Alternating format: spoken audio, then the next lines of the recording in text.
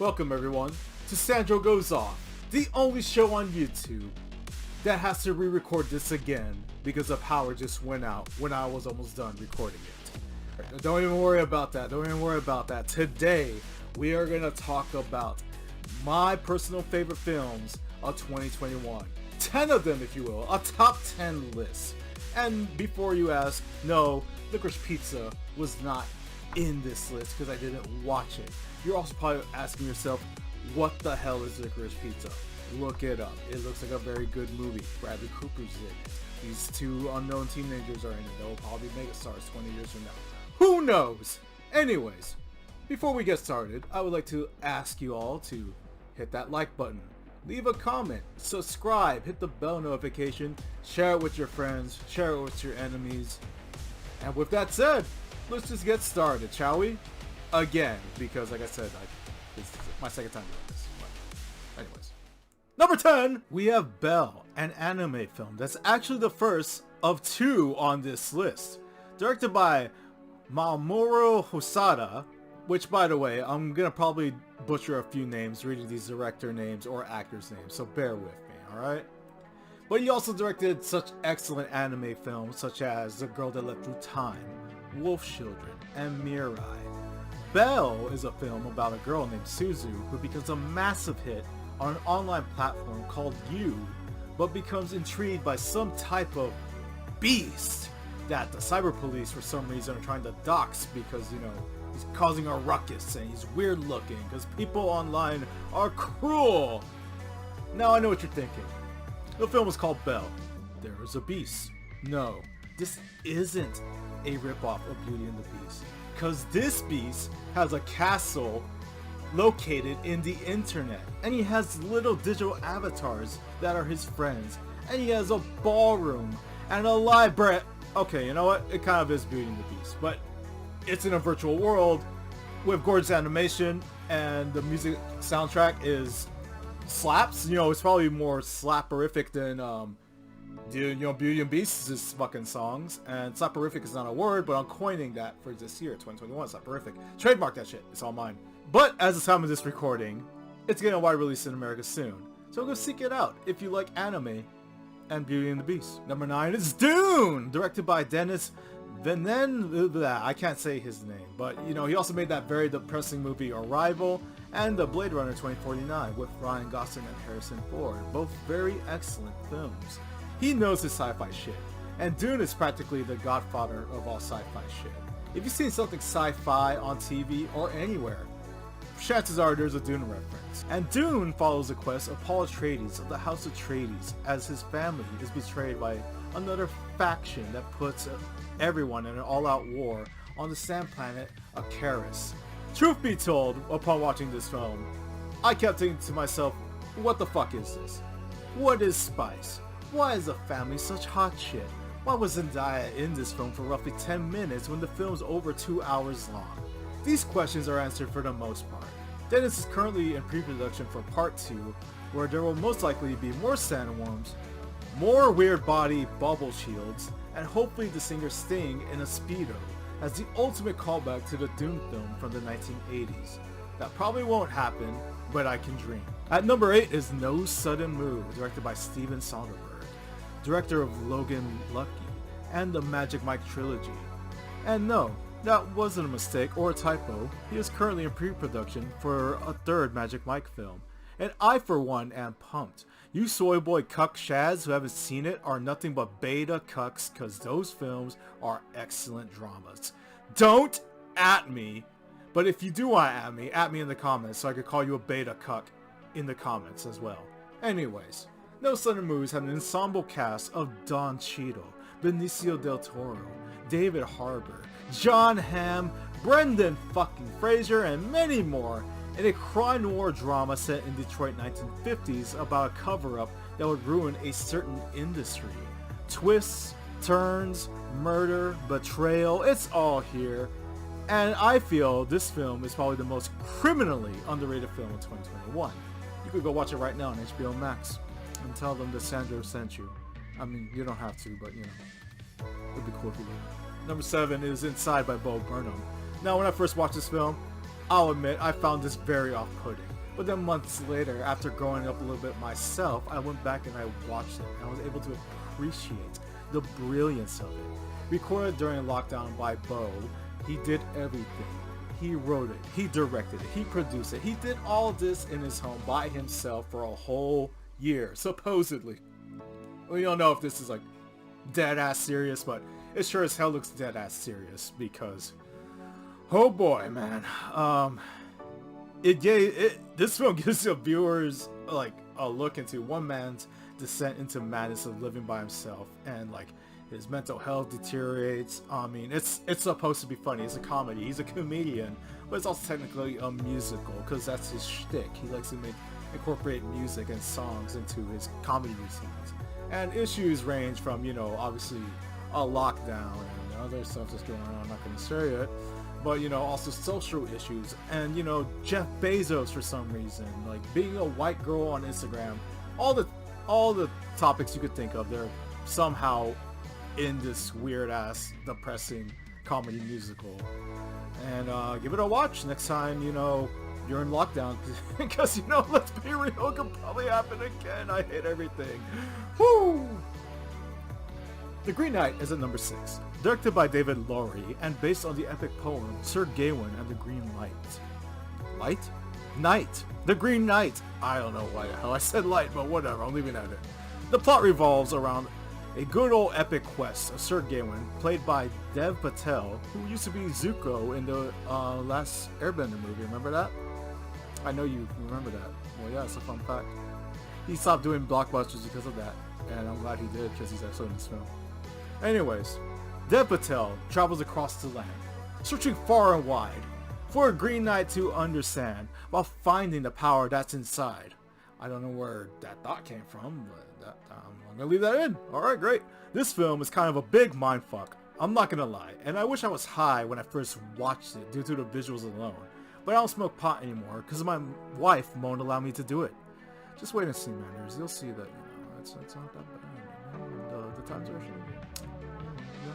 Nowadays, we don't get many fantasy movies like Willow, Lord of the Rings, you know, type films anymore. So I very much appreciate this film, with its talking foxes, weird giants, previously mentioned Green Knight. This also has one of my favorite endings of the whole year. Consider watching this film next time you all get together with your D&D friends, and you know, bring some weed with you because you know it'll just be fun. You could take me later. Number 5. James Gunn has done it again, everyone. He may not only give a fuck about another ragtag group of questionable heroes yet again, he has also made us give a fuck about a new DC movie. The Suicide Squad delivers an action comedy and absolute moments of absolute what the fuckery. Of course, that's in part to its incredible cast. It includes Idris Elba, Margot Robbie, Viola Davis, and John Cena. I didn't believe John Cena could top his performance in Cockblockers, but I was very happily proven wrong. The film follows the squad fighting a giant starfish from space in order to liberate a country and save the world. That's it. That's the plot. That's the movie. It sounds so goddamn stupid, but somehow it all works. Give James Gunn all the superhero movies. In fact, give him all the DC movies going forward. Also, side note, the soundtrack is absolutely incredible, and I encourage people to give it a listen because it made me feel things. At number 4 is the most shocking film of 2021. That's not my opinion, but some dude at the BBC who quoted that. The film in question is called Titane, and is the second film from French director Julia Ducournau, whose first film, Raw, was also excellent, and I urge people to watch it whenever they want to be grossed out and disturbed. And I'm happy to say, I guess, that Titane keeps that momentum going when it comes to, you know, gross out imagery in movies. This is a horror film in which a woman named Alexia goes on the run after being exposed as a potential serial killer and finds refuge in a lonely fire captain. The violence is top notch. There's many cringy moments where I couldn't look away because it was just so disturbing. She has sex with a car, and the film just shows how life can damage certain individuals that messes them up in sad, sympathetic ways. Did I mention that she has sex with a car? Because that's important. I left out some really disgusting details about this film, for believe it or not, because that's actually pretty tame, believe it or not. I can't believe I just said having sex with a car is pretty tame compared to all the other fucked up imagery in this film. So if you want to be traumatized, and most importantly, if you want to experience and appreciate this art, and I am talking about art, seek out Titan. Changing gears from something very disturbing to something very wholesome is possibly the best family film of the year.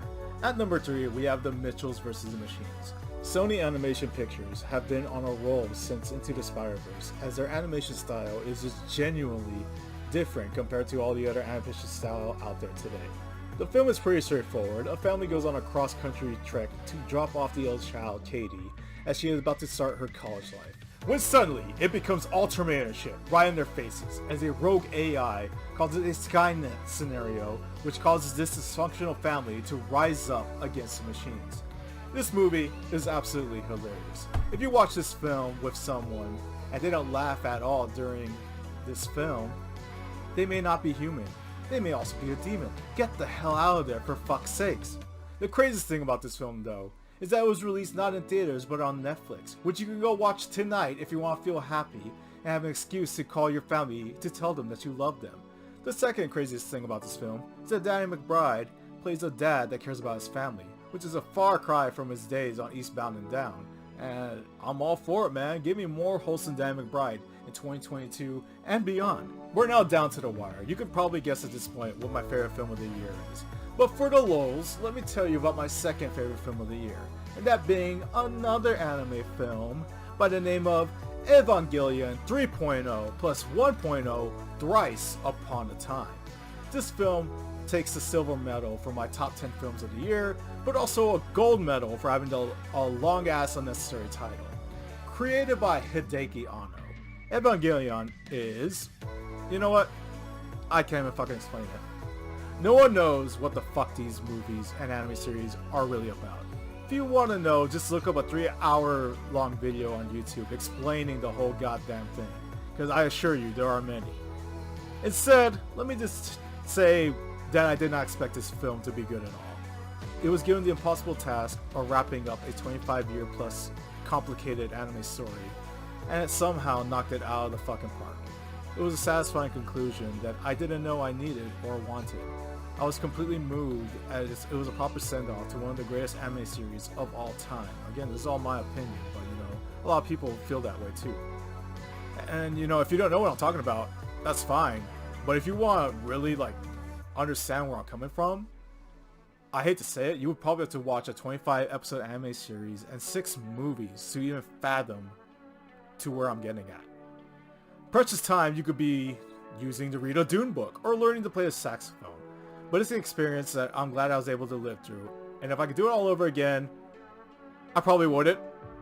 But for the sake of this video, I'll say I probably would, because it's such a goddamn happy ending. But now, it is time. If you guessed that my favorite film of the year was Space Jam: A New Legacy, go fuck yourself, cause it's Spider-Man No Way Home.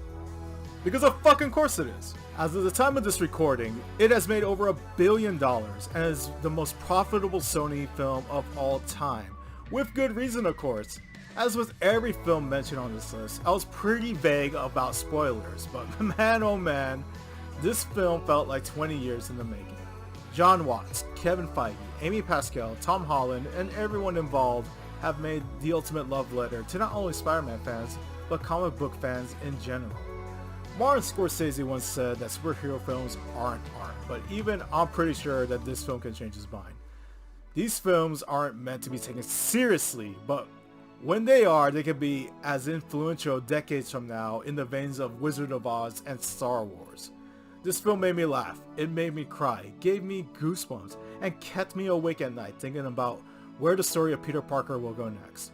I'm even confident saying that I'm not the only one that felt that, as I'm pretty sure other people felt the same way. I also heard grown men cry. And just a textbook example of movie-going experience that you would never forget for the rest of your life.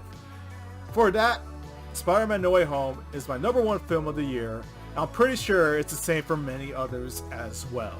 And with that said, ladies and gentlemen, that is my top 10 films of 2021. Did I get it right? Did I get it wrong? Leave a comment below and tell me what your favorite films of the year are. And I hope you enjoyed this format, because this is going to be the format for the foreseeable future. Until I probably get a new camera, or I think of something else different. I'm very indecisive. But other than that, have a great day, stay healthy, stay safe, and we'll see you next time.